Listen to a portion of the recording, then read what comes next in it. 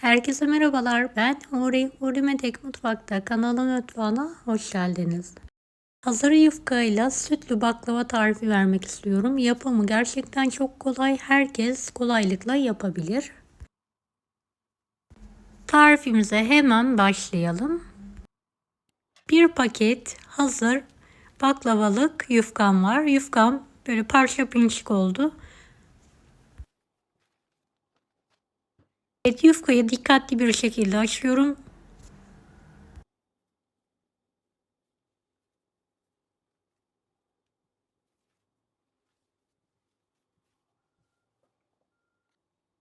Fırın tepsisine yufkanın yarısını döşeyelim.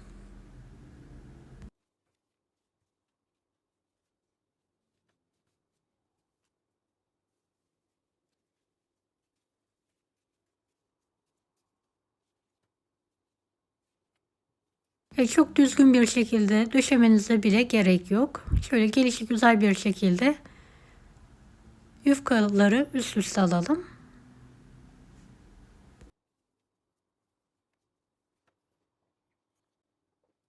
Orta kısmından çekilmiş ceviz kullanıyorum. Fıstık da kullanabilirsiniz.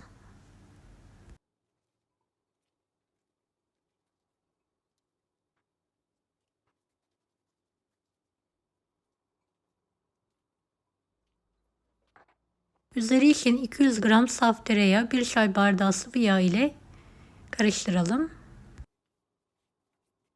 Evet, kalan yufkaları da üzerine düzgün bir şekilde yerleştirelim.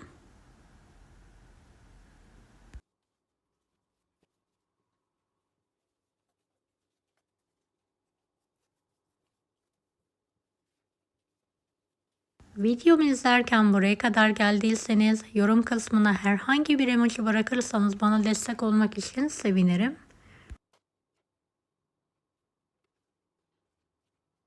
Kenarlarından fazla olan yufkaları keserek düşüyorum.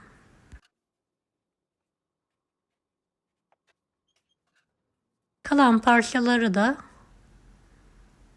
aralarına alalım. Ziyan etmeyelim.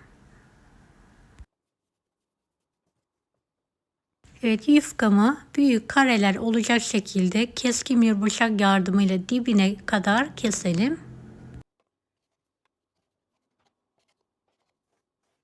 Evet, kesme işlemi çok önemlidir. Dibine kadar kesmezseniz yufkalarınız kızarmaz.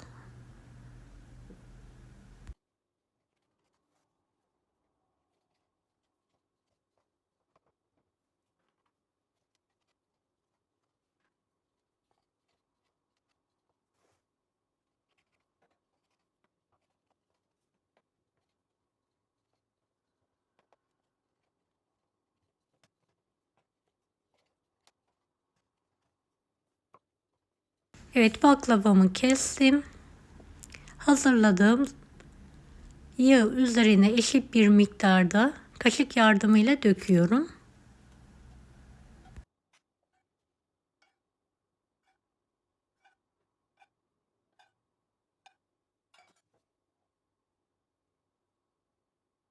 En son tepsiyi yağı gezdirerek yedirelim.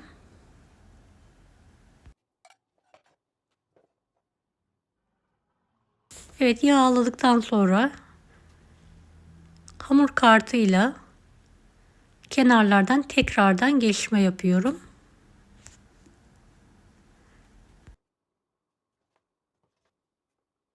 Her katının kesildiğine emin olana kadar bu işlemi devam edelim.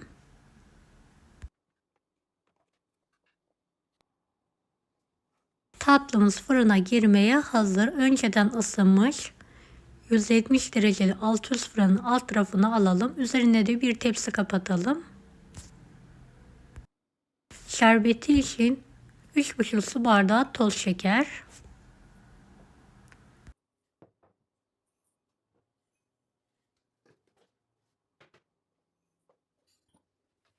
1 litre süt.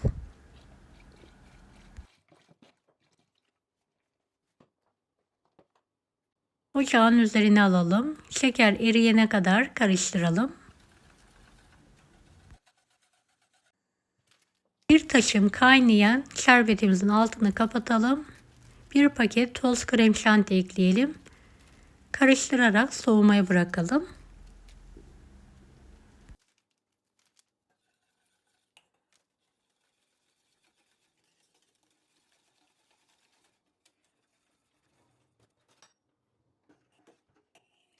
Bir saat sonra baklavanın üzerindeki tepsiyi alalım.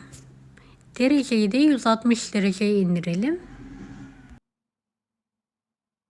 Toplamda 1 saat 30 dakika pişirdiğim baklavayı fırından çıkartıyorum. Tatlımızı soğumaya bırakalım. Soğuk tatlıya soğuk şerbeti azar azar dökerek yedirelim.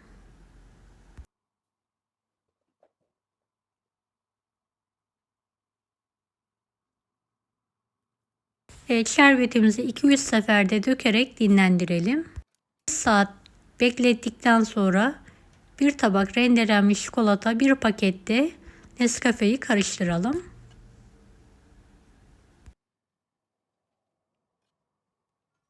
Her kareye gelecek bir şekilde kaşık yardımıyla dökelim.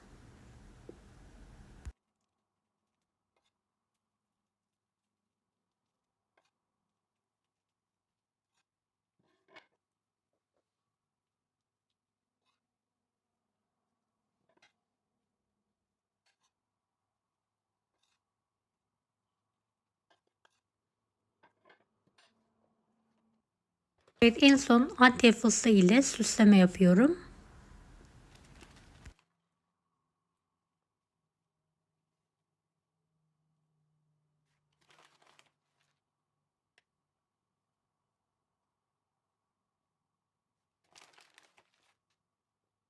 Tatlımızı en az 1 saat dinlenmeye bırakalım.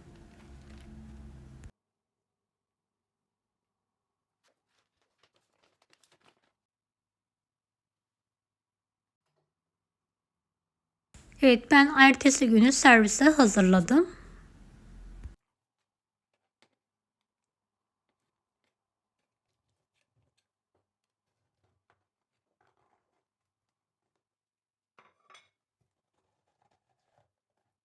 Deneyecek olanlara şimdiden kolaylıklar dilerim. Kanalıma ücretsiz abone olmayı unutmayın. Bir dahaki videolarda görüşmek üzere. Allah'a emanet olun. Hoşça kalın. Daha farklı tarifler için bunları da izlemeyi unutmayınız. Kolay gelsin herkese.